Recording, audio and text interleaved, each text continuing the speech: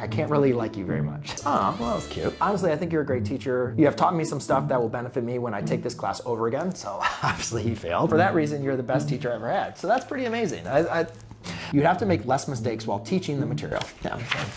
And the only thing you could have done better, oh, here we go, is in this video, I want to do something a little bit different. I don't want to do any math. What I want to do is actually share with you some comments and advice that my own students gave to me at the end of the year. See, one of my favorite things that I used to do at the end of every year, every school year, is I would allow students the opportunity to tell me ways that I could improve as a teacher. Or if they just wanted to write to me, then I would allow them to write to me. So what I did is I selected a year, because I did this almost every year that I was a teacher, and I picked out 10 of them that I thought you might enjoy. But I didn't read all of them through, because even reading a couple sentences, I did start to get a little bit of emotional. So I do apologize in advance. This is not supposed to be a crying video. I am going to read through their responses to the questions that I posed to them this year. And the 3 questions that I asked the students were, what characteristics should Miss Mclogan keep as a teacher? What characteristics should Miss Mclogan change as a teacher? And for Miss Mclogan to be the best teacher, what would that look like? Hopefully I don't get too emotional here. So let's do 10 for now and see how good or bad these responses are. The first one, so the truthful and rude yet nice sarcasm used to get students to pay attention. The YouTube channel. Well, had a question mark, so it doesn't want to prove. That's good. Number 3 was kick students that do nothing but disrupt class out. Fair enough. Yeah, I think one of my downfalls as a teacher sometimes,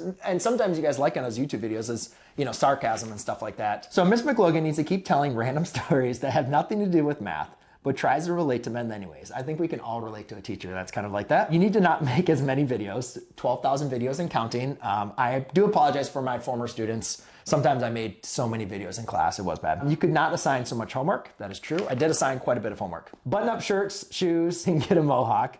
Eat bad food, it's good. Be funny, loosen up, less homework. I think less homework was like the theme on this year. You keep your optimistic attitude toward teaching. You need to slow down when teaching the material and make less mistakes when lecturing. Yeah. I think we all agree, for any of you that watch my videos, I like to talk fast, and you've seen me in the classroom talk fast, and sometimes that allows a lot of mistakes to happen. So this was obviously, I record my teaching, so you can see student was itching at those mistakes, so apologize for that. The only reason you're not the best teacher I ever had is because you teach math, meaning I can't really like you very much. I think very honestly spoken. What characteristics, quality does Mr. Mclogan need to change as a teacher next year? He should probably be more strict about students not being allowed to use their phones, and how much they talk during class when they shouldn't be. I think we all know those students that get called out. Please describe what Mr. Mclogan needs to do, say, or behave to be the best teacher you ever had. Ah, there, he already is. Oh, well, that was cute. So this one was actually kind of interesting, because I actually remember this. I did this for a couple years. I didn't do it for all the years, but a lot of times when I knew student failed my class, like they got D's or F's, and and they're still showing up. Like, it wasn't like they failed and like gave up. Like, they were still showing up and they were struggling.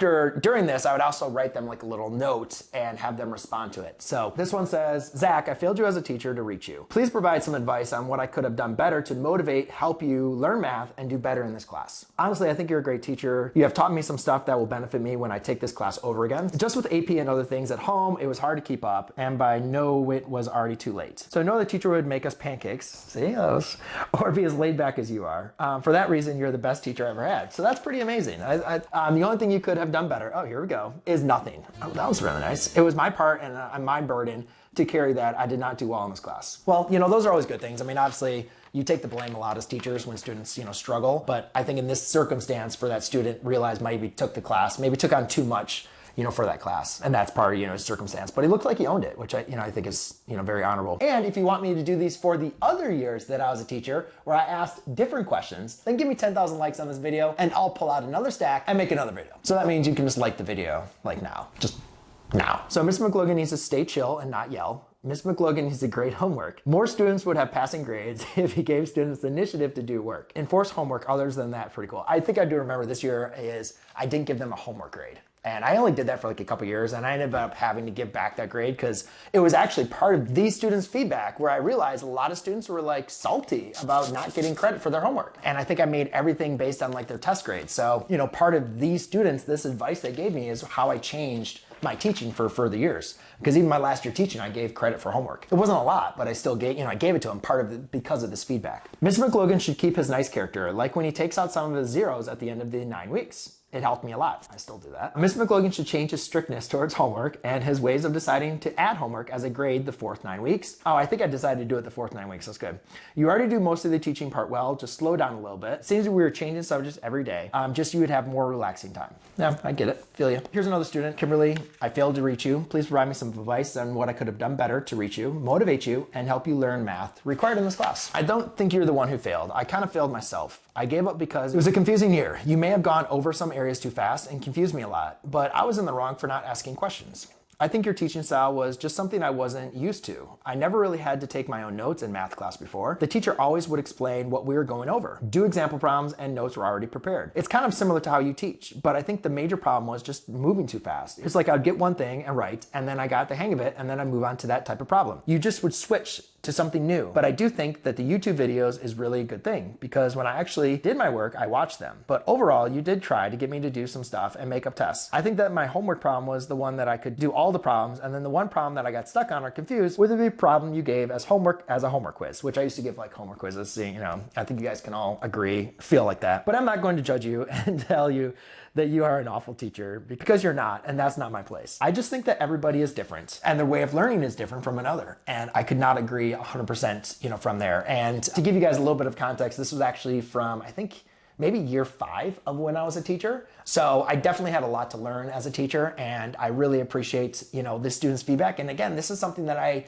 built on, right, for another 9 more years back from there. So I do have, guys, a whole bunch more that I decided not to include in the video, and even some more that are in from other years. So if you like this video, then click the like button. And if I get 10,000 likes on this video, I'm more than happy to share more stories because there are some good ones. There are some awkward ones. There's a little bit of profanity and definitely some ones that got me a little teary-eyed. But I escaped that when making this video. But this was really fun for me. I hope it was fun for you. And let me know in the comments down below what you would write about your favorite teacher. What does a teacher have to do to be your favorite teacher? I'll see you guys in the next video. Cheers.